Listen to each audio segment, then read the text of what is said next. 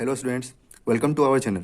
आज हम लोग एक new and most important chapter of accounts that is financial statement start करने जा रहे हैं, जिसमें हम लोग जानेंगे कि फाइनेंशियल स्टेटमेंट किसे कहते हैं, ये कितने टाइप्स के होते हैं, इनका यूज क्या है, मीन्स इसे हम लोग क्यों प्रिपेयर करते हैं एंड इनका फॉर्मेट कैसा होता है। एट लास्ट हम लोग एक प्रैक्टिकल क्वेश्चन को भी सॉल्व करेंगे ताकि इस चैप्टर का बेसिक कॉन्सेप्ट हमारा क्लियर हो जाए। Before starting the chapter financial statement, हम लोग इस चैप्टर के ओवरव्यू को देखते हैं।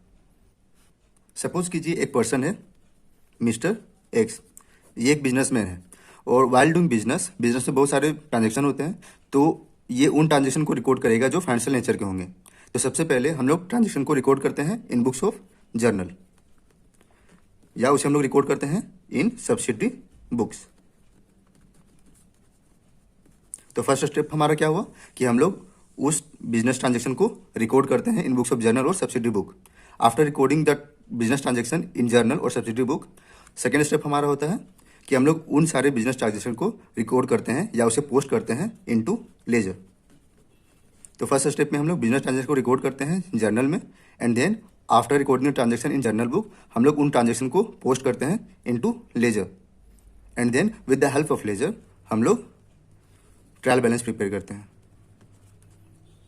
तो हमारा थर्ड स्टेप हो गया trial balance, and after preparing trial balance हम लोग फाइनेंशियल स्टेटमेंट प्रिपेयर करते हैं।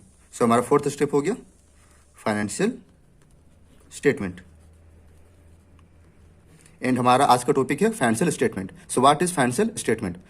सो फाइनेंशियल स्टेटमेंट हम लोग उस स्टेटमेंट को बोलते हैं जो हमारे बिजनेस के financial performance and financial position के बारे में बताता है। मीन्स आफ्टर डूइंग बिजनेस हमारी बिजनेस में हमें प्रॉफिट हो रहा है या लॉस हो रहा है, वह हमें फाइनेंशियल स्टेटमेंट ही बताता है। फाइनेंशियल स्टेटमेंट के थ्रू ही पता चलता है कि हमारे बिजनेस में एसेट्स का कितना वैल्यू है एंड लायबिलिटीज का कितना वैल्यू है। सो जब भी कोई बिजनेसमैन अपने बिजनेस को रन करता है तो उसका मेन मोटिव होता है ये जानना कि बिजनेस में उसे प्रॉफिट हो रहा है या लॉस हो रहा है। तो उसे हम लोग जानते हैं through financial statement, and at last हमें पता चलता है कि हमारा बिजनेस में वैल्यू ऑफ एसेट्स कितना है एंड वैल्यू ऑफ लायबिलिटीज कितना है। So what are financial statements? Financial statements are the statements which report the financial performance, which is profitability and financial position of a business at the end of accounting period.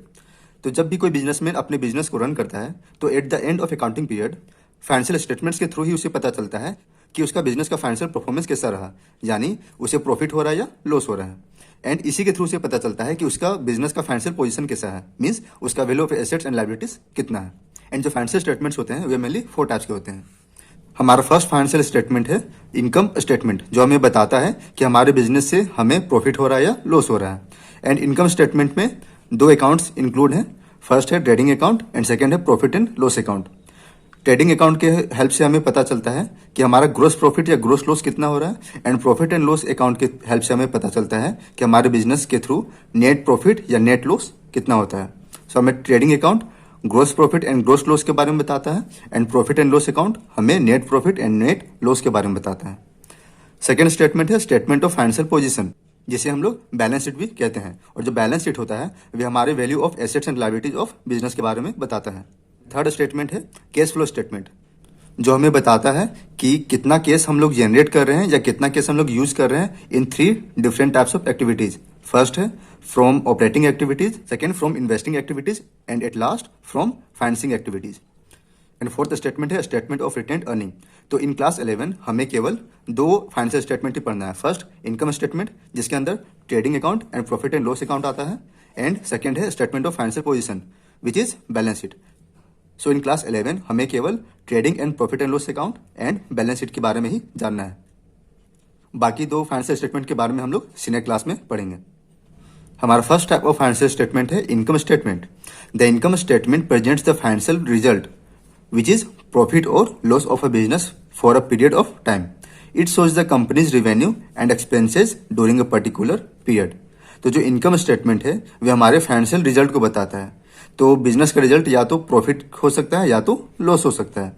तो income statement हमें mainly business के profit और loss के बारे में बताता है। It shows the companies revenue and expenses, and ये जो इनकम स्टेटमेंट है वे नॉमिनल अकाउंट होता है। सो ये रिवेन्यू एंड एक्सपेंसेस को शो करता है। जितना भी एक्सपेंस होता है उसे हम लोग debit side of income statement में रिकॉर्ड करते हैं, एंड जितना भी रिवेन्यू होता है उसे हम लोग इनकम स्टेटमेंट के क्रेडिट साइड रिकॉर्ड करते हैं। एंड इनकम स्टेटमेंट के भी 2 पार्ट हैं। फर्स्ट पार्ट है trading account and second part है profit and loss account.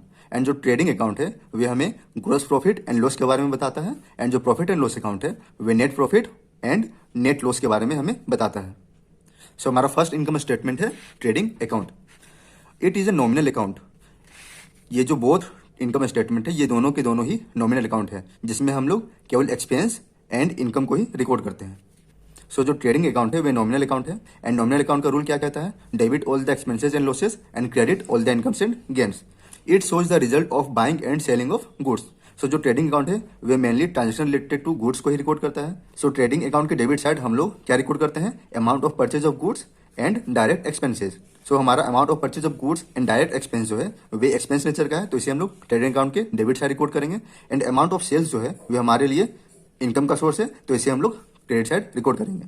So trading account में हम लोग केवल transaction related to goods record करते हैं, जिसमें हम लोग purchase of goods and direct expenses को हम लोग ट्रेडिंग अकाउंट के डेबिट साइड रिकॉर्ड करते हैं, एंड अमाउंट ऑफ सेल्स जो कि हमारा सोर्स ऑफ इनकम है उसे हम लोग credit side of trading account record करते हैं। If the amount of sales exceeds the amount of purchases and direct expense, the difference is termed as gross profit. अगर हमारा अमाउंट ऑफ सेल्स जो हमें रिसीव हुआ है आफ्टर सेलिंग द गुड्स अगर वे exceed कर जाता है amount of purchase and direct expenses, तो उस डिफरेंस को हम लोग ग्रोस प्रॉफिट कहते हैं। And if the purchases and direct expenses exceed the sales, the difference is called gross loss. And अगर हमारा amount of purchase and direct expense जो हम लोगों ने इनकर किया है वाइल परचेजिंग द गुड्स और मैन्युफैक्चरिंग द गुड्स वे अगर एक्सीड कर जाता है अमाउंट ऑफ सेल्स से, देन उस डिफरेंस को हम लोग ग्रोस लॉस कहते हैं।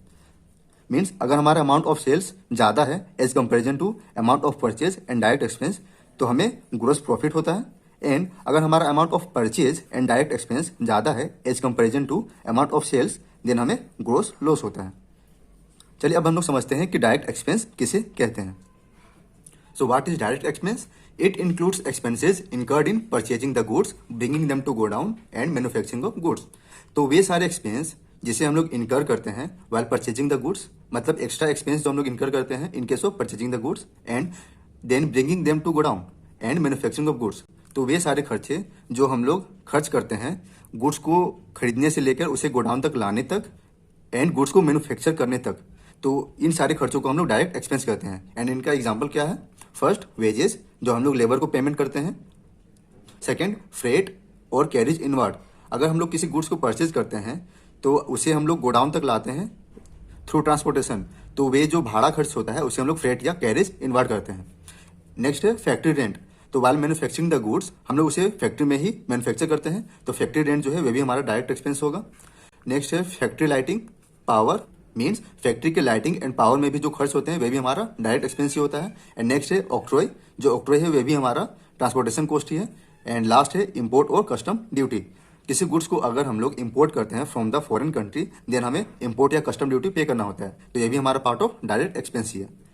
तो वे सारे खर्चे जो डायरेक्टली गुड्स से रिलेटेड हैं एंड गुड्स को हम लोग गोडाउन लाने तक एंड उसे मैन्युफैक्चर करने तक जो भी खर्च करते हैं वे सारे पार्ट ऑफ डायरेक्ट एक्सपेंस होते हैं।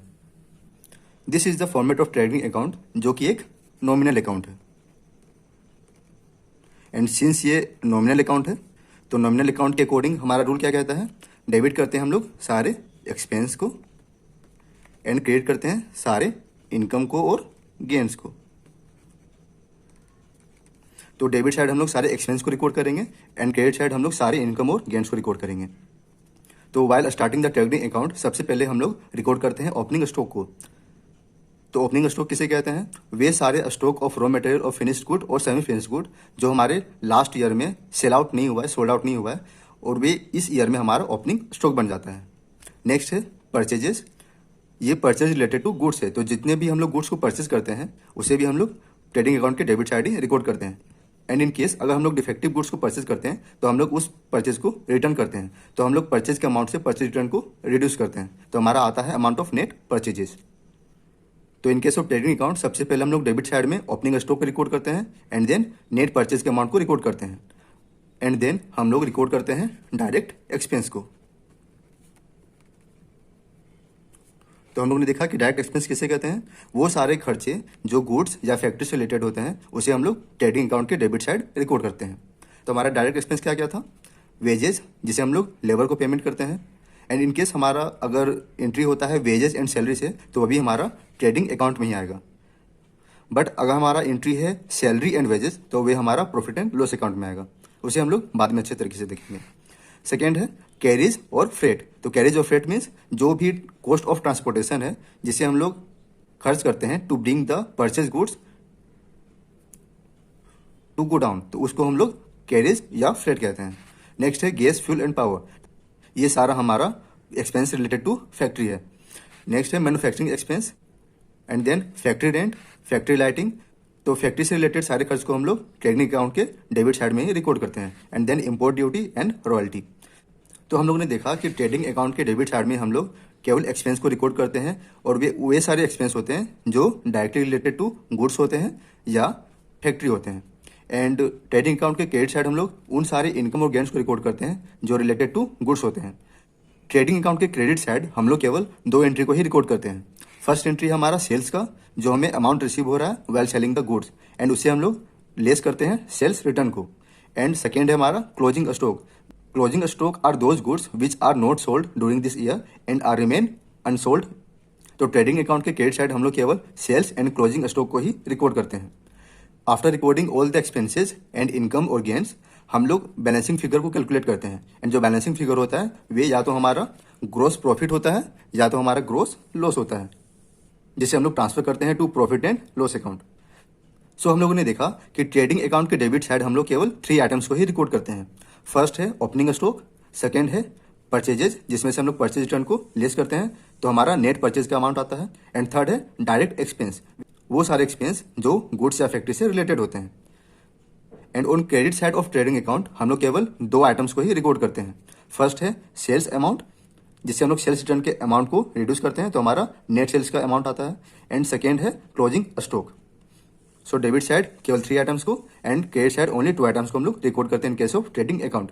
तो इन केस अगर हमारा डेबिट बैलेंस क्रेडिट बैलेंस से ज़्यादा आता है, मीन्स हमारा एक्सपेंस ज़्यादा है एज कंपेरिजन टू इनकम, तो हमारा ग्रोस लॉस होता है। एंड इन केस हमारा क्रेडिट बैलेंस ज़्यादा है as comparison to debit balance, तो हमारा ग्रोस प्रॉफिट होता है, जिसे हम लोग ट्रांसफर करते हैं to profit and loss account. So gross profit and gross loss हमारा बैलेंस की फिगर है, जिसे हम लोग कैलकुलेट करते हैं by subtracting the amount of debit and credit balance.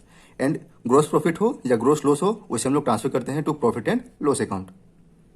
I hope आपको ट्रेडिंग अकाउंट का फॉर्मेट अच्छे तरीके से समझ में आ गया होगा। अब हम लोग देखेंगे प्रॉफिट एंड लॉस अकाउंट। हमारा second part of income statement है प्रॉफिट एंड लॉस अकाउंट। ये अकाउंट भी हमारा नॉमिनल अकाउंट है। It is also a nominal account. It shows annual net profit और net loss of a business which is available to the proprietor. तो जो trading account था वे हमें ग्रोस प्रॉफिट या ग्रोस लॉस के बारे में बता रहा था। तो अगर बिजनेस को नेट प्रॉफिट होता है तो प्रोप्राइटर का कैपिटल इंक्रीज करता है, अगर बिजनेस को नेट लॉस होता है तो प्रोप्राइटर का कैपिटल जो है वे रिड्यूस होता है। So profit and loss account ही हमें बताता है कि हमें बिजनेस से कितना प्रॉफिट या कितना लॉस हुआ है एक्चुअल में। All those expenses and losses which have not been debited to trading account are now debited to profit and loss account. सो जो एक्सपेंस होता है उसे हम लोग डेबिट ही करते हैं, या तो उसे डेबिट करेंगे ट्रेडिंग अकाउंट में या तो उसे डेबिट करेंगे प्रॉफिट एंड लॉस अकाउंट में। सो ट्रेडिंग अकाउंट में हम लोग ने किन एक्सपेंसेस को रिकॉर्ड किया? वे सारे एक्सपेंस जो परचेज ऑफ गुड्स से रिलेटेड थे एंड जो फैक्ट्री से रिलेटेड थे। तो जितने भी हमारे इनडायरेक्ट एक्सपेंस होंगे जिनको हम लोगों ने ट्रेडिंग अकाउंट में रिकॉर्ड नहीं किया होगा, वे सारे के सारे प्रॉफिट एंड लॉस अकाउंट में ही रिकॉर्ड होते हैं on debit side. And all other incomes and gains are credited to profit and loss account. In case of trading account हम लोगों ने देखा था कि क्रेडिट साइड हम लोग केवल सेल्स के अमाउंट को ही रिकॉर्ड करते हैं। So except amount of sales, जितना भी इनकम होगा उसको हम लोग रिकॉर्ड करते हैं on credit side of profit and loss account. So trading account and profit and loss account में क्या डिफरेंस है? जो ट्रेडिंग अकाउंट है वे भी नॉमिनल अकाउंट है एंड जो प्रॉफिट एंड लॉस अकाउंट है वे भी नॉमिनल अकाउंट ही है। But in case of trading account हम लोग उन सारे खर्चों को ही रिकॉर्ड करते हैं जो directly related to goods and factory होते हैं। But in case of profit and loss account हम लोग जितने भी रिमेनिंग एक्सपेंसेस होते हैं उसको रिकॉर्ड करते हैं जो कि इनडायरेक्ट नेचर के होते हैं। And in case of trading account हम लोग अमाउंट ऑफ सेल्स को ही रिकॉर्ड करते हैं as income. But in case of profit and loss account हम लोग सारे रिमेनिंग इनकम को रिकॉर्ड करते हैं on credit side of profit and loss account. This is the format of profit and loss account. और जो प्रॉफिट एंड लॉस अकाउंट है ये भी हमारा नॉमिनल अकाउंट ही है। एंड सेम जिस तरह हम लोगों ने देखा था कि ट्रेडिंग अकाउंट भी नॉमिनल अकाउंट था, सो हम लोग डेबिट करते हैं ऑल द एक्सपेंसेस को। तो सारे एक्सपेंसेस को हम लोग debit side of profit and loss account में रिकॉर्ड करेंगे एंड सारे इनकम और गेन्स को रिकॉर्ड करेंगे on credit side of profit and loss account. So trading account में हम लोग वे सारे एक्सपेंस को रिकॉर्ड करे थे जो related to goods and factory थे, but in case of profit and loss account सारे रिमेनिंग एक्सपेंसेस को हम लोग रिकॉर्ड करेंगे on its debit side. Profit and loss account के केस में हम लोग किस टाइप ऑफ एक्सपेंसेस को रिकॉर्ड करते हैं? हम लोग रिकॉर्ड करते हैं सैलरीज को, रेंट रेट्स एंड टैक्सेस को, प्रिंटिंग एंड स्टेशनरी चार्जेस को, टेलीफोन चार्जेस को, एंड ये जो 4 टाइप्स ऑफ एक्सपेंसेस है ये रिलेटेड टू ऑफिस एक्सपेंस है। And carriage outward, advertisement, commission and brokerage, bad debts, discount allowed, ये जो है हमारा सेलिंग एंड डिस्ट्रीब्यूशन चार्जेस है। एंड जो हमारा रिमेनिंग बचा that is depreciation and loss on sale of assets, ये हमारा मिसलेनियस एक्सपेंस है। तो हम लोग प्रॉफिट एंड लॉस अकाउंट में office expense, selling and distribution expense and miscellaneous expense को रिकॉर्ड करते हैं। एंड ऑन क्रेडिट साइड हम लोग remaining incomes and gains except amount of sale को रिकॉर्ड करते हैं। यानी हमारे बिजनेस में जितना भी इनकम या गेन हुआ है उसे हम लोग क्रेडिट साइड रिकॉर्ड करते हैं except the amount of sale, जो कि रिकॉर्ड होता है on credit side of trading account. So हम लोग डेबिट साइड एक्सपेंस को रिकॉर्ड करते हैं एंड credit side incomes and gains को रिकॉर्ड करते हैं। सो इन केस अगर हमारा डेबिट साइड एक्सेस होता है as comparison to credit side, तो यानी हमारा एक्सपेंस ज़्यादा है एज कंपेरिजन टू इनकम और गेन्स, तो जब हमारा एक्सपेंस ज़्यादा होता है तो हमें नेट लॉस सफर करना पड़ता है, और जो नेट लॉस होता है उसे हम लोग ट्रांसफर करते हैं टू कैपिटल अकाउंट। तो in case of net loss हमारा अमाउंट ऑफ कैपिटल रिड्यूस होता है। एंड इन केस हमारा क्रेडिट साइड एक्सेस होता है as comparison to debit side, तो हमें नेट प्रॉफिट होता है एंड इसे भी हम लोग ट्रांसफर करते हैं टू कैपिटल अकाउंट। तो इन केस हमारा बिजनेस में नेट प्रॉफिट होता है तो हमारा जो कैपिटल है वे इंक्रीज होता है, क्योंकि जब हमारा नेट प्रॉफिट होता है तो वे ऐड होता है हमारा कैपिटल अकाउंट में, तो हमारा कैपिटल इंक्रीज होगा। And in case of net loss हमारा कैपिटल रिड्यूस होता है। I hope profit and loss account का फॉर्मेट भी आपको अच्छे तरीके से समझ में आया होगा। मैंने इस फॉर्मेट में लिमिटेड एक्सपेंस एंड इनकम्स को ही रिकॉर्ड किया है। प्रॉफिट एंड लॉस अकाउंट के फॉर्मेट को और अच्छे तरीके से समझने के लिए अपने बुक को रिफर करें, जिसमें आपको और ज़्यादा items related to expense and income देखने को मिलेगा। अब हम लोग देखते हैं बैलेंस शीट को। हमारा second type of financial statement है बैलेंस शीट, जिसे हम लोग स्टेटमेंट ऑफ फाइनेंशियल पोजीशन भी कहते हैं। It shows the financial position of a business. It contains all the assets and liabilities of the business. So balance sheet जो है वे हमारे बिजनेस के फाइनेंशियल पोजीशन को बताता है। And financial position means value of assets and liabilities of the business. Debit balances of personal and real account are recorded on asset side and credit balance of personal and real account are recorded on liabilities side. So जो asset है वे debit balance of personal and real account है, and जो liabilities है वे credit balance of personal and real account है। So जो account है वे मेनली 3 टाइप्स के होते हैं, first personal, second real and third nominal account. So balances of nominal account को हम लोग रिकॉर्ड करते हैं इनकम स्टेटमेंट में। सो हम लोग trading and profit and loss account में नॉमिनल अकाउंट को ही रिकॉर्ड करते हैं, उसमें हम लोग पर्सनल एंड रियल अकाउंट को रिकॉर्ड नहीं करते हैं, बट हम लोग पर्सनल एंड रियल अकाउंट को रिकॉर्ड करते हैं in case of balance sheet. So जो debit balance of personal and real account है वे हमारा एसेट्स कहलाता है, and credit balance of personal and real account हमारा लायबिलिटीज कहलाता है। It is a statement and not a account, thus it does not have debit and credit side. So हम लोगों ने देखा था कि प्रॉफिट एंड लॉस अकाउंट जो है वे नॉमिनल अकाउंट है, and like wise trading account भी हमारा नॉमिनल अकाउंट है, जिसमें एक डेबिट साइड था एंड एक क्रेडिट साइड था। डेबिट साइड हम लोग एक्सपेंसेस को रिकॉर्ड कर रहे थे एंड क्रेडिट साइड इनकम और गेन्स को रिकॉर्ड कर रहे थे, जो कि हमारा नॉमिनल अकाउंट था। बट जो बैलेंस शीट है वे एक स्टेटमेंट है, ये एक अकाउंट नहीं है, तो इसका ना तो डेबिट साइड है ना तो क्रेडिट साइड है। एंड जो बैलेंस शीट है वे debit and credit balance of personal and real account को ही रिकॉर्ड करते हैं। ये हमारा फॉर्मेट है और बैलेंस शीट जिसे हम लोग प्रिपेयर करते हैं on a particular date. And balance sheet का भी 2 साइड होता है, जो लेफ्ट साइड है वे लायबिलिटी साइड है, जिसमें हम लोग लायबिलिटीज एंड कैपिटल के अमाउंट को रिकॉर्ड करते हैं, एंड जो राइट साइड है वे एसेट का साइड है, जिसमें हम लोग सारे फिक्स एसेट, करेंट एसेट्स को रिकॉर्ड करते हैं। हम लोग बैलेंस शीट को 2 डिफरेंट मेथड्स के अकॉर्डिंग प्रिपेयर कर सकते हैं। फर्स्ट बेसिस है on the basis of permanence, जिसमें हम लोग fixed assets and non current liabilities को टॉप मोस्ट पे रखते हैं, एंड लाइकवाइज उसे हम लोग रिड्यूस करते हैं on the basis of liquidity. तो वे सारे एसेट्स जो केस में आसानी से कन्वर्ट नहीं हो सकते हैं उसको हम लोग सबसे ऊपर रखते हैं, एंड वे सारे लायबिलिटीज जिसको हम लोग लॉन्ग टर्म में पे कर सकते हैं उसको हम लोग टॉप मोस्ट पे रखते हैं। एंड सेकेंड मेथड है on the basis of liquidity. ये जो बैलेंस शीट है इसे मैंने प्रिपेयर किया है on the basis of permanence, जिसमें हम लोग फिक्स्ड एसेट्स को सबसे टॉप मोस्ट रखते हैं, एंड देन इन्वेस्टमेंट को रखते हैं, एंड देन करेंट एसेट्स या लिक्विड एसेट्स को नोट करते हैं। एंड लायबिलिटीज के साइड में सबसे ऊपर हम लोग कैपिटल रखते हैं, क्योंकि जो कैपिटल है उसे हमें पे ऑफ नहीं करना है। जब तक बिजनेस चलेगा तब तक हमारा कैपिटल बिजनेस में इन्वेस्टेड रहेगा। एंड देन हम लोग रिजर्व्स को नोट करते हैं, and then long term loans, outstanding expense, and then current liabilities को रिकॉर्ड करते हैं। सो इन केस जब हम लोग बैलेंस शीट प्रिपेयर करते हैं फॉर अ कंपनी और जॉइंट स्टॉक कंपनी, तो हम लोग परमानेंस बेसिस को ही फॉलो करते हैं for preparing the balance sheet. And in case अगर हम लोग बैलेंस शीट प्रिपेयर कर रहे हैं फॉर सोल प्रोप्राइटरशिप और पार्टनरशिप, देन हम लोग बैलेंस शीट प्रिपेयर करते हैं on the basis of liquidity, जिसमें हम लोग करंट एसेट्स को ऊपर रखते हैं एंड फिक्स एसेट्स को नीचे रखते हैं। And in case of liabilities हम लोग करंट लायबिलिटीज को ऊपर रखते हैं एंड नॉन करंट लायबिलिटीज को नीचे रखते हैं। सो हम लोगों ने फाइनेंशियल स्टेटमेंट के बेसिक कॉन्सेप्ट्स को भी समझ लिया एंड साथ साथ हम लोगों ने trading and profit and loss account and balance sheet के फॉर्मेट को भी देख लिया। एंड हम लोगों ने ये भी जान लिया कि ट्रेडिंग अकाउंट के केस में हम लोग कौन कौन से एक्सपेंस एंड इनकम को रिकॉर्ड करते हैं, and in case of profit and loss account किस type of expense and income को रिकॉर्ड करते हैं। अब हम लोग एक सिंपल से क्वेश्चन को देखेंगे एंड उस क्वेश्चन को सॉल्व करेंगे। ये हमारा प्रैक्टिकल क्वेश्चन है जिसको हम लोग सोल्व करेंगे। From the given trial balance prepare trading and profit and loss account and balance sheet. तो ये एक ट्रायल बैलेंस है जिसमें debit balance and credit balance given है, जिसकी हेल्प से हम लोग trading account and profit and loss account prepare करेंगे एंड देन बैलेंस शीट को प्रिपेयर करेंगे। Before preparing the financial statement हम लोग एक कॉन्सेप्ट को समझते हैं। जो अकाउंट से मेनली 3 टाइप्स के होते हैं। First personal account, second real account and third nominal account. तो जितने भी बैलेंस गिवे हैं इस ट्रायल बैलेंस में वे या तो पर्सनल अकाउंट होंगे, या तो रियल अकाउंट होंगे, या तो नॉमिनल अकाउंट होंगे। तो जो पर्सनल एंड रियल अकाउंट होता है उसे हम लोग रिकॉर्ड करते हैं इन बैलेंस शीट। अगर इनका डेबिट बैलेंस है पर्सनल अकाउंट का एंड रियल अकाउंट का, तो जो डेबिट बैलेंस होता है वे हमारा एसेट कहलाता है। And personal and real account का अगर क्रेडिट बैलेंस है, तो जो credit balance of personal and real account है वे हमारा लायबिलिटीज कहलाता है। लायबिलिटीज। तो हम लोग ने क्या देखा कि personal account and real account को हम लोग रिकॉर्ड करते हैं बैलेंस शीट में। तो जो debit balance of personal account and real account होता है वे हमारा एसेट्स होता है, and credit balance of personal and real account जो होता है वे हमारा लायबिलिटीज होता है। एंड जो नॉमिनल अकाउंट होता है वे या तो एक्सपेंस होता है या तो इनकम होता है। तो जो नॉमिनल अकाउंट होता है उसे हम लोग रिकॉर्ड करते हैं इनकम स्टेटमेंट में। एंड हमारा इनकम स्टेटमेंट कौन सा है? Trading account and profit and loss account.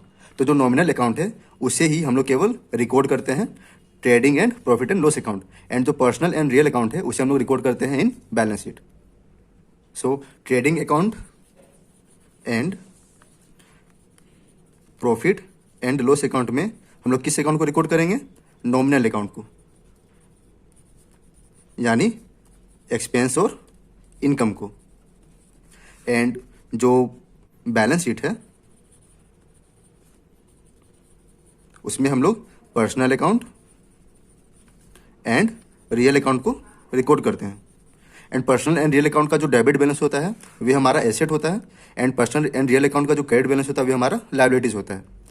I hope आपको ये छोटा सा कॉन्सेप्ट अच्छे तरीके से समझ में आ गया होगा। ये जो इजी कॉन्सेप्ट है ये हमें फाइनेंशियल स्टेटमेंट के सारे प्रैक्टिकल क्वेश्चन को सॉल्व करने में बहुत ही हेल्प करेगा। चलिए अब इस प्रैक्टिकल क्वेश्चन को हम लोग सॉल्व करते हैं।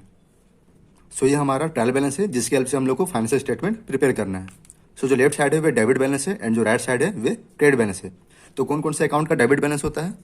फर्स्ट एक्सपेंसेस का एंड सेकेंड एसेट्स का। सो जो एसेट्स एंड एक्सपेंस होता है वे दोनों का डेबिट बैलेंस होता है। सो डेबिट साइड केवल या तो एक्सपेंस होगा या तो एसेट होगा। एंड जो क्रेडिट बैलेंस है वे या तो इनकम का होगा या तो लायबिलिटीज का होगा। एंड लायबिलिटीज में ही हमारा कैपिटल भी इंक्लूड हो जाएगा। सो डेबिट बैलेंस के केस में जितना भी अकाउंट है वे या तो एक्सपेंस नेचर का होगा या तो एसेट नेचर का होगा। तो जो भी आइटम एसेट नेचर का होगा उसे हम लोग बैलेंस शीट में रिकॉर्ड करेंगे, एंड जो भी आइटम एक्सपेंस नेचर का होगा उसे हम लोग इनकम स्टेटमेंट में रिकॉर्ड करेंगे। एंड जो भी एक्सपेंस रिलेटेड टू गुड्स या डायरेक्ट एक्सपेंस होगा उसे हम लोग ट्रेडिंग अकाउंट में रिकॉर्ड करेंगे। एंड वे सारे एक्सपेंस जो इनडायरेक्ट नेचर के होंगे वे या तो ऑफिस एक्सपेंस होगा या तो सेलिंग एंड डिस्ट्रीब्यूशन एक्सपेंस होगा, तो उसे हम लोग प्रॉफिट एंड लॉस अकाउंट में रिकॉर्ड करेंगे।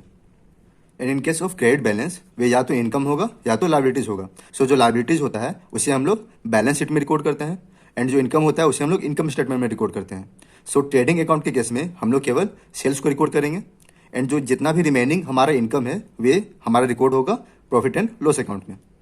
तो चलिए पहले हम लोग टिक कर लेते हैं कि कौन सा आइटम किस अकाउंट या किस स्टेटमेंट में जाएगा। सो लेफ्ट साइड हमारा डेबिट बैलेंस है जिसमें सारा आइटम या तो एक्सपेंस होगा या तो एसेट होगा।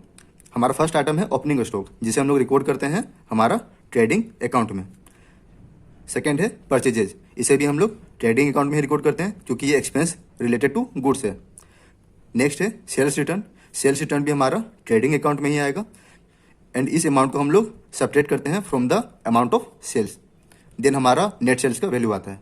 नेक्स्ट है प्लांट एंड मशीनरी, तो या तो एक्सपेंस होगा या तो एसेट होगा। ये सारा हमारा एक्सपेंस था एंड जो प्लांट एंड मशीनरी है वो हमारा एसेट है, तो इसे हम लोग बैलेंस शीट में रिकॉर्ड करेंगे। नेक्स्ट है डिस्काउंट अलाउड, ये जो एक्सपेंस है वे एक्सपेंस हमारा गुड्स या फैक्ट्री से रिलेटेड नहीं है, तो ये हमारा प्रॉफिट एंड लॉस अकाउंट में आएगा। नेक्स्ट है बेड डेट्स, ये भी हमारा गुड्स या फैक्ट्री से रिलेटेड एक्सपेंस नहीं है, तो ये भी हमारा प्रॉफिट एंड लॉस अकाउंट में आएगा। नेक्स्ट है सन्ड्री डेटर्स, ये जो सन्ड्री डेटर्स है वे हमारे लिए एसेट है, तो वे हमारा बैलेंस शीट में रिकॉर्ड होगा। नेक्स्ट है बैंक चार्जेज, ये भी हमारा इनडायरेक्ट एक्सपेंस है, तो ये हमारा प्रॉफिट एंड लॉस अकाउंट में आएगा। नेक्स्ट है सैलरीज, हम लोग सैलरी पे करते हैं फॉर ऑफिस स्टाफ, तो ये हमारा प्रॉफिट एंड लॉस अकाउंट में आएगा। इनकेस अगर हम लोग वेज पेमेंट करेंगे तो वे हम लोग फैक्ट्री लेबर्स को पे करते हैं, तो वे हमारा ट्रेडिंग अकाउंट में जाता है। बट जो सैलरीज है वे हम लोग अपने ऑफिस स्टाफ को देते हैं, तो ये हमारा ऑफिस एक्सपेंस है, तो जितना भी ऑफिस एक्सपेंस होता है उसे हम लोग डेबिट करते हैं to profit and loss account. Next है वेजेस, तो वेजेस जो है वे हम लोग लेबर को पेमेंट करते हैं, तो ये हमारा फैक्ट्री एक्सपेंस है, तो ये हमारा ट्रेडिंग अकाउंट में जाएगा।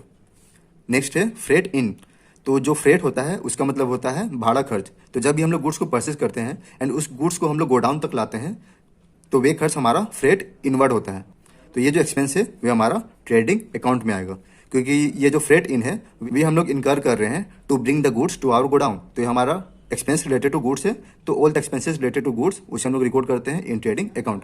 नेक्स्ट है फ्रेट आउट, तो जब भी हम लोग गुड्स को सेल करते हैं एंड उसे कस्टमर तक पहुंचाते हैं तो उन भाड़ा खर्च को हम लोग फ्रेट आउट कहते हैं, तो ये हमारा प्रॉफिट एंड लॉस अकाउंट में आएगा। नेक्स्ट है रेंट रेट्स एंड टैक्सेस, तो ये जो रेंट रेट्स एंड टैक्सेस है वे हमारा इनडायरेक्ट एक्सपेंस है, इसे हम लोग रिकॉर्ड करते हैं इन profit and loss account. Next है एडवर्टाइजमेंट, तो ये भी हमारा प्रॉफिट एंड लॉस अकाउंट में आएगा, क्योंकि ये एक्सपेंस ना तो गुड्स से रिलेट करता है ना ही फैक्ट्री से रिलेटेड करता है।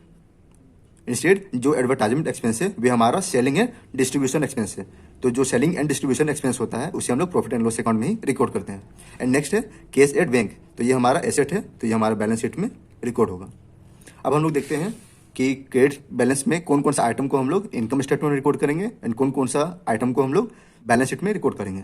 तो फर्स्ट है कैपिटल, जो कि हमारे लिए इंटरनल लायबिलिटीज है, तो इसे हम लोग रिकॉर्ड करेंगे इन बैलेंस शीट।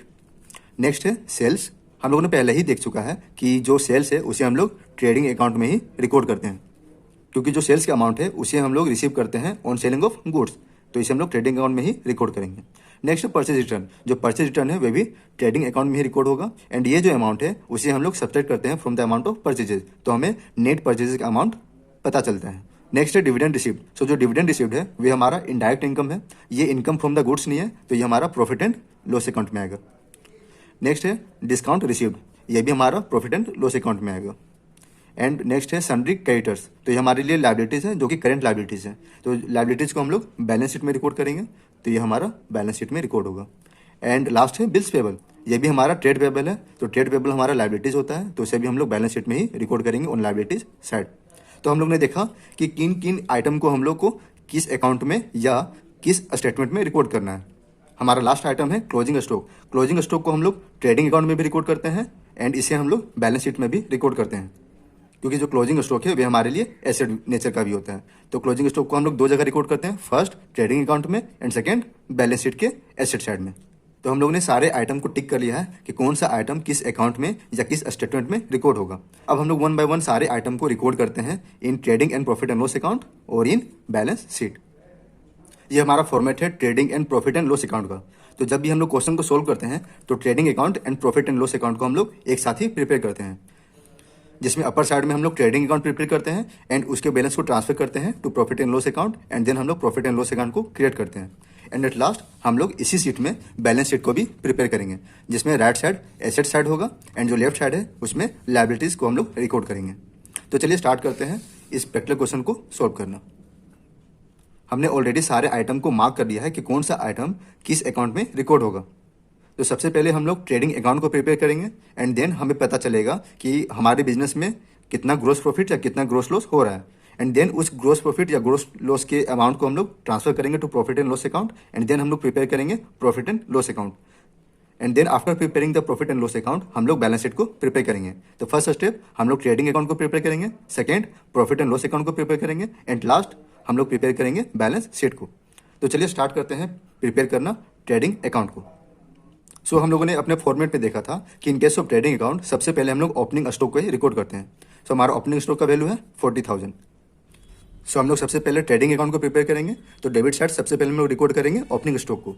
सो इसे रिकॉर्ड करेंगे टू ओपनिंग स्टॉक एंड इसका वैल्यू कितना था ₹40,000।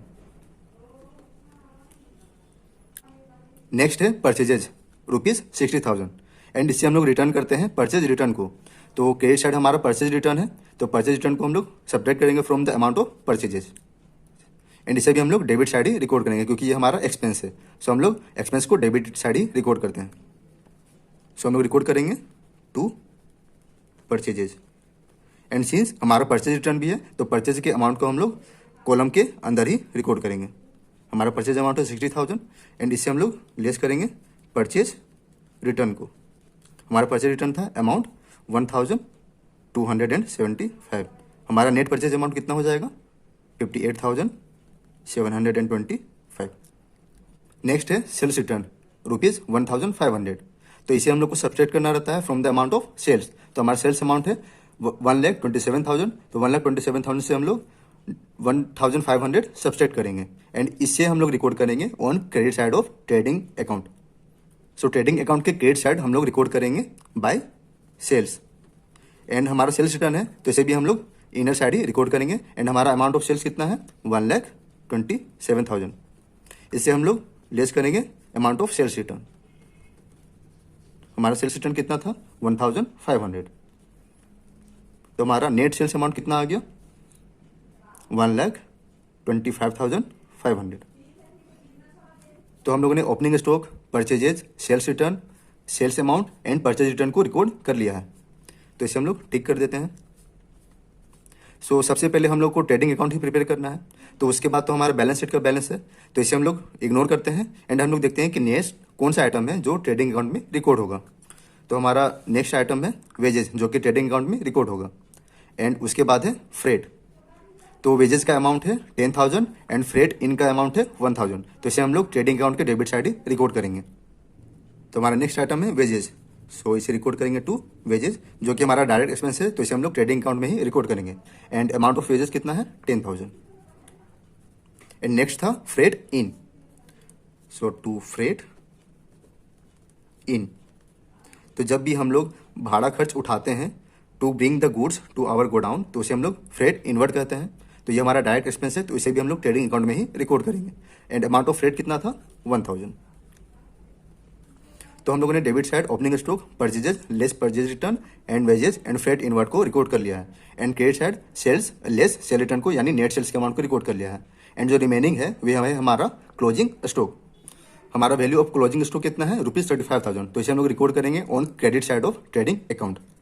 सो हम लोग क्रेडिट साइड रिकॉर्ड करेंगे by closing stock and amount of closing stock कितना था ₹35,000।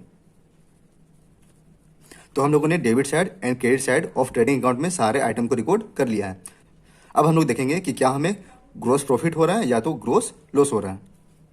तो debit balance and credit balance को देख के हम लोग ये अंदाजा लगा सकते हैं कि जो क्रेडिट बैलेंस है वे हमारा एक्सेस है तो हमें ग्रोस प्रॉफिट ही होगा। तो सबसे पहले हम लोग क्रेडिट बैलेंस के टोटल बैलेंस को कैलकुलेट करेंगे।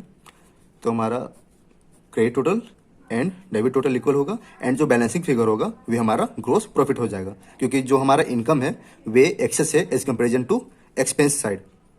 सो जब हमारा इनकम ज़्यादा होता है as comparison to expenses then हमें ग्रोस प्रॉफिट होता है। तो हमारा क्रेडिट टोटल कितना होगा 500, 515, 0 हैंड्स में 1, 5, 6 एंड देन 1। तो हमारा क्रेडिट टोटल कितना होगा 1,60,500 एंड सेम बैलेंस हम लोग रिकॉर्ड करेंगे ऑन डेबिट साइड 1,60,500। अब हम लोग डेबिट टोटल को कैलकुलेट करेंगे एंड उसे सब्ट्रैक्ट करेंगे फ्रॉम टोटल बैलेंस देन हमें पता चलेगा कि हमें कितना ग्रोस प्रॉफिट हो रहा है। तो मैंने ग्रोस प्रॉफिट को कैलकुलेट कर लिया है एंड हमारा ग्रोस प्रॉफिट हो रहा है ₹50,775। 50,775 ये हमारा ग्रोस प्रॉफिट है। सो इसे हम लोग रिकॉर्ड करेंगे टू ग्रोस प्रॉफिट एंड इसे हम लोग ट्रांसफर करते हैं to profit and loss account. Transferred to profit and loss account. And इस ग्रोस प्रॉफिट को हम लोग ट्रांसफर करते हैं प्रॉफिट एंड लॉस अकाउंट में on credit side by gross profit brought down. इसे हम लोग कैरी डाउन करते हैं and profit and loss account के लिए बैलेंस जो है वे ब्रोट डाउन है। एंड जो हमारा ग्रोस प्रॉफिट था वे था 50,775। अगेन हम लोग देखेंगे ट्रायल बैलेंस को कि कौन कौन सा आइटम हमें रिकॉर्ड करना है on debit side and credit side of profit and loss account. So हम लोगों ने इन सारे आइटम को रिकॉर्ड कर लिया था ट्रेडिंग अकाउंट में। ये हमारा बैलेंस शीट में रिकॉर्ड होगा क्योंकि ये हमारा एसेट है। नेक्स्ट है discount allowed ₹350 and bad debts ₹2000। ये दोनों का दोनों हमारा एक्सपेंस नेचर का है जिसे हम लोग रिकॉर्ड करेंगे प्रॉफिट एंड लॉस अकाउंट में। So discount allowed 350 and bad debts 2000। तो अब हम लोग profit and loss account prepare कर रहे हैं। तो डेबिट साइड हम लोग इनडायरेक्ट एक्सपेंसेस को रिकॉर्ड करेंगे एंड क्रेडिट साइड हम लोग इनडायरेक्ट इनकम एंड गेन्स को रिकॉर्ड करेंगे।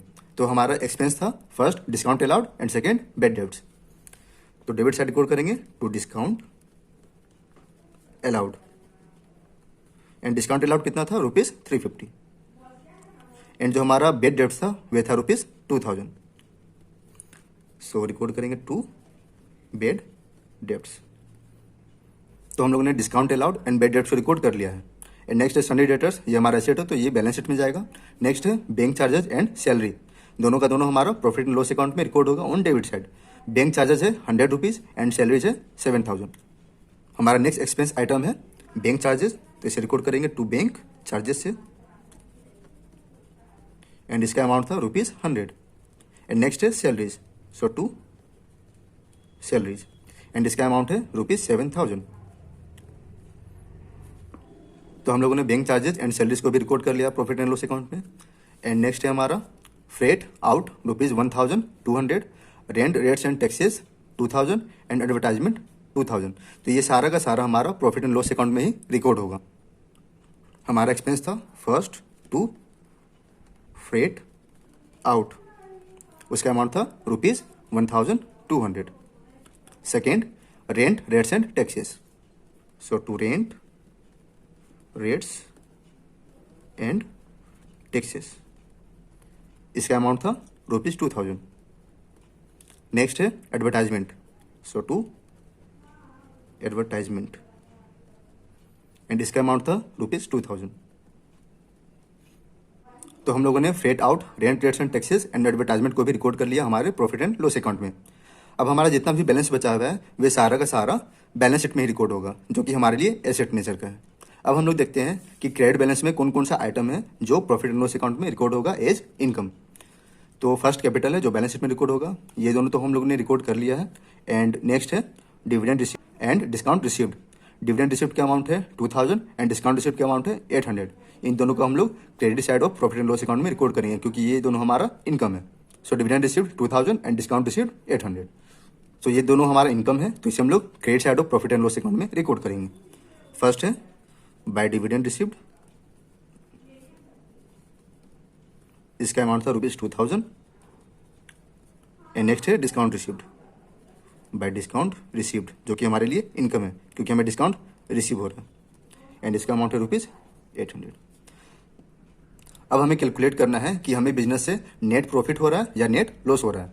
तो सबसे पहले हम लोग देखेंगे कि डेबिट बैलेंस हमारा ज़्यादा है या क्रेडिट बैलेंस हमारा ज़्यादा है। तो अंदाज़ा लगाते हुए हम लोग ये समझ सकते हैं कि हमारा जो क्रेडिट बैलेंस है वे एक्सेस है as comparison to debit balance. तो सबसे पहले हम लोग क्रेडिट टोटल को रिकॉर्ड करेंगे on both side and then हम लोग कैलकुलेट करेंगे कि हमारा नेट प्रॉफिट कितना हो रहा है। तो सिंस हमारा क्रेडिट बैलेंस ज़्यादा है यानी हमारा इनकम ज़्यादा है एज कंपेरिजन टू एक्सपेंस, तो हमें नेट प्रॉफिट ही होगा। तो हमारा क्रेडिट टोटल कितना होगा 5 7 8 7 15 हैंड में 1 2 1 3 एंड 5 53,575। इसे भी हम लोग इस साइड रिकॉर्ड कर लेंगे 53,575। सो हम लोगों ने दोनों साइड में रिकॉर्ड कर लिया टोटल बैलेंस को। अब हम लोग डेबिट बैलेंस के टोटल को सब्ट्रैक्ट करेंगे फ्रॉम द टोटल अमाउंट, तो हमें पता चलेगा कि हमें नेट प्रॉफिट कितना रिसीव हो रहा है। सो मैंने नेट प्रॉफिट के अमाउंट को कैलकुलेट कर लिया है एंड हमारा नेट प्रॉफिट हो रहा है 38,925। सो हमारा नेट प्रॉफिट है एंड इसे हम लोग ट्रांसफर करते हैं to capital account, transferred to capital account. तो हम लोगों ने अपना इनकम स्टेटमेंट को प्रिपेयर कर लिया है, जिसमें trading account and profit and loss account हम लोग प्रिपेयर करते हैं। तो अपर हाफ जो था वे हमारा ट्रेडिंग अकाउंट था, जिसके थ्रू हम लोगों ने ग्रोस प्रॉफिट को कैलकुलेट किया एंड उस ग्रोस प्रॉफिट को हम लोगों ने ट्रांसफर किया to profit and loss account. And in profit and loss account हम लोगों ने नेट प्रॉफिट को कैलकुलेट किया, जिसे हम लोग ट्रांसफर करते हैं टू कैपिटल अकाउंट। तो सिंस हमें नेट प्रॉफिट हो रहा है तो हमारा अमाउंट ऑफ कैपिटल इंक्रीज करेगा। So after preparing trading and profit and loss account, अब हम लोग प्रिपेयर करेंगे बैलेंस शीट को, जिसमें हम लोग राइट साइड एसेट बैलेंस को रिकॉर्ड करेंगे and left side liabilities balance को रिकॉर्ड करेंगे। अब हम लोग सारे रिमेनिंग आइटम को रिकॉर्ड करेंगे इन बैलेंस शीट, क्योंकि जितना भी item related to trading account and profit and loss account था उसको हम लोगों ने ऑलरेडी रिकॉर्ड कर लिया है। अब जो रिमेनिंग बैलेंस है उसे हम लोग रिकॉर्ड करेंगे इन बैलेंस शीट। हमारा फर्स्ट है प्लांट एंड मशीनरी ₹90,000। इसे हम लोग एसेट साइड में रिकॉर्ड करेंगे, क्योंकि ये हमारा फिक्स्ड एसेट है। सो एसेट साइड हम लोग रिकॉर्ड करेंगे प्लांट एंड मशीनरी एंड इसका वैल्यू है ₹90,000। तो हम लोगों ने प्लांट एंड मशीनरी के वैल्यू को रिकॉर्ड कर लिया है on the asset side of balance sheet. Next है हमारा सन्ड्री डेटर्स, जो कि हमारे लिए एसेट है एंड ये करेंट एसेट्स है, तो इसे भी हम लोग रिकॉर्ड करेंगे on asset side of balance sheet. But before recording sundry debtors हम लोग रिकॉर्ड करेंगे क्लोजिंग स्टॉक को, क्योंकि ये भी हमारा एसेट ही है एंड क्लोजिंग स्टॉक का वैल्यू है 35,000। So after plant and machinery हम लोग रिकॉर्ड करेंगे क्लोजिंग स्टॉक को। तो जब भी हमारा क्लोजिंग स्टॉक ट्रायल बैलेंस के बाहर गिवन होता है तो उसे हम लोग दो जगह रिकॉर्ड करते हैं, first credit side of trading account में and second on asset side of balance sheet. तो हमारा क्लोजिंग स्टॉक का वैल्यू कितना था? ₹35,000। आफ्टर रिकॉर्डिंग क्लोजिंग स्टॉक हम लोग रिकॉर्ड करेंगे सन्ड्री डेटर्स को एंड इसका अमाउंट है ₹45,000। सो नेक्स्ट है सन्ड्री डेटर्स एंड इसका अमाउंट है ₹45,000। एंड लास्ट हमारा बचा हुआ है balance of cash at bank, जो कि हमारा बैलेंस शीट में रिकॉर्ड होगा एंड कैश एट बैंक कितना है? ₹7,000। नेक्स्ट एसेट हमारा कैश एट बैंक ₹7,000। एंड हम लोग जानते हैं कि asset is equal to liability plus capital होता है, जिसे हम लोग ने एक चैप्टर में पढ़ा था अकाउंटिंग इक्वेशन में। सो अकाउंटिंग इक्वेशन में हम लोग ने देखा था कि asset is equal to liabilities plus capital. तो जितना हमारा एसेट का वैल्यू होगा उसी के इक्वल टू वैल्यू होगा हमारा लायबिलिटीज प्लस कैपिटल का। सो हमारा एसेट टोटल होगा 0 0 0 5 5 10 10 + 7 17 हैंड्स में 1 9 9 3 12 12 + 1 13 13 4 17 1,77,000। अब हम लोग देखते हैं कि लायबिलिटी के साइड में कौन कौन से आइटम रिकॉर्ड होगा। सो हम लोगों ने ट्रायल बैलेंस के डेबिट बैलेंस के सारे आइटम को रिकॉर्ड कर लिया है। अब हमारा बचा हुआ है क्रेडिट बैलेंस। सो क्रेडिट बैलेंस में हम लोगों ने trading account and profit and loss account के सारे आइटम को रिकॉर्ड कर लिया है रिस्पेक्टिव अकाउंट में। अब हमारा रिमेनिंग बचता है कैपिटल अकाउंट, जिसे हम लोग रिकॉर्ड करेंगे in liability side of balance sheet and इसका अमाउंट है ₹1,13,075। बट हम लोगों ने प्रॉफिट एंड लॉस अकाउंट में कैलकुलेट किया है कि हमें बिजनेस से नेट प्रॉफिट हो रहा है। तो जब भी हमें नेट प्रॉफिट होता है तो उसे हम लोग कैपिटल के अमाउंट में ऐड करते हैं। सो इन बैलेंस शीट हम लोग सबसे पहले कैपिटल के अमाउंट को रिकॉर्ड करेंगे एंड देन उसमें ऐड करेंगे अमाउंट ऑफ नेट प्रॉफिट, जिसे हम लोग ट्रांसफर कर रहे हैं from profit and loss account to capital account. So liability side सबसे पहले हम लोग रिकॉर्ड करेंगे कैपिटल के बैलेंस को एंड कैपिटल हमारा कितना था? ₹1,13,075। इसमें हम लोग ऐड करेंगे नेट प्रॉफिट, जिसे हम लोग ने ट्रांसफर किया है from profit and loss account and हमारा नेट प्रॉफिट कितना था? ₹38,925। तो इसे हम लोग ऐड करेंगे कैपिटल में। सो हमारा नेट प्रॉफिट था 38,925। तो हमारा न्यू कैपिटल जो कि इंक्रीज हो गया है, हमारा न्यू कैपिटल होगा 1,52,000। तो हम लोगों ने कैपिटल को भी रिकॉर्ड कर लिया एंड रिमेनिंग हमारा बचा sundry creditors and bills payable. Sundry creditors and bills payable दोनों हमारे ट्रेड पेबल है, जिसको हम लोग रिकॉर्ड करेंगे on liability side of balance sheet. Sundry creditors का बैलेंस है 20,000 एंड बिल्स पेबल 5,000। इसे हम लोग लायबिलिटी साइड में ही रिकॉर्ड करेंगे। सो फर्स्ट है हमारा सन्ड्री क्रेडिटर्स, जिसके अमाउंट है ₹20,000 एंड लास्ट है बिल्स पेबल, जो कि हमारे लिए करंट लायबिलिटीज है एंड इसका अमाउंट है ₹5,000। And assets total must be equal to liabilities total.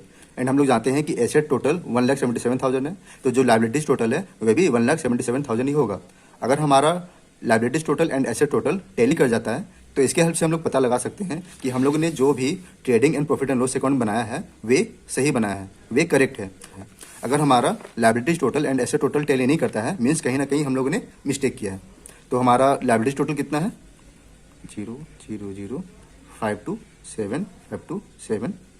1,77,000। तो हमारा लायबिलिटीज टोटल 1,77,000 है एंड एसेट टोटल भी 1,77,000 है। यानी हम लोगों ने जो भी financial statement means trading and profit and loss account जो हम लोगों ने प्रिपेयर किया है एंड बैलेंस शीट प्रिपेयर किया है, वे सारा का सारा सही है। तो हम लोगों ने आज की इस वीडियो में क्या सीखा कि फाइनेंशियल स्टेटमेंट किसे कहते हैं, उसके कितने पार्ट्स होते हैं एंड इनकम स्टेटमेंट के कौन कौन से पार्ट होते हैं। First trading account and second profit and loss account. And हम लोगों ने देखा कि स्टेटमेंट ऑफ फाइनेंशियल पोजीशन किसे कहते हैं एंड इसका दूसरा नाम था balance sheet. And with the help of a simple question हम लोगों ने सीखा कि trading account and profit and loss account कैसे प्रिपेयर करते हैं, हम लोग कैसे gross profit and net profit को कैलकुलेट करते हैं एंड एट लास्ट कैसे बैलेंस शीट को हम लोग प्रिपेयर करते हैं। एंड हम लोग ने ये जाना कि अगर हमारा asset total and liabilities total tally कर जाता है तो हमारा जो कैलकुलेशन है, हम लोग ने जो भी फाइनेंशियल स्टेटमेंट प्रिपेयर किया है, वे सारा का सारा सही है। इसी सॉल्यूशन के साथ आज का हमारा वीडियो समाप्त होता है। आई होप आपको ये वीडियो अच्छे तरीके से समझ में आया होगा। ये चैप्टर बहुत ही इंपॉर्टेंट चैप्टर है। ये चैप्टर आपको फ्यूचर क्लासेस में भी बहुत ही काम देने वाला है, इसलिए मैंने आपको बहुत ही ईजी वे में इस चैप्टर को समझाने की कोशिश की है। अगर आपको ये वीडियो अच्छा लगा तो इसे लाइक करें एंड अपने फ्रेंड्स को भी शेयर करें। Thanks for watching.